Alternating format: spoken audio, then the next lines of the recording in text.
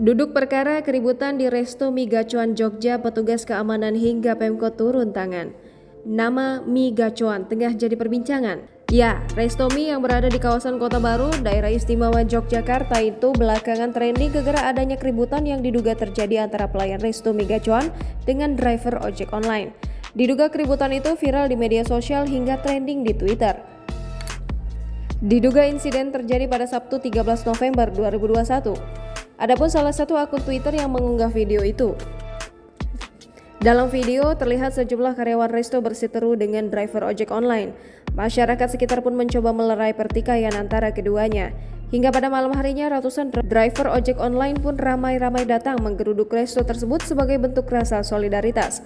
Masih dari unggahan video sumber yang sama, para ojol pun melakukan aksi protes sampai sempat meminta resto ditutup. Dari viralnya insiden tersebut, nama Resto Mie Gacuan pun masuk daftar trending di Twitter pada Minggu 14 November 2021 sore. Tak hanya mendapat respon dari ratusan ojol, insiden ini pun sampai disoroti pihak pemerintah Kota Yogyakarta.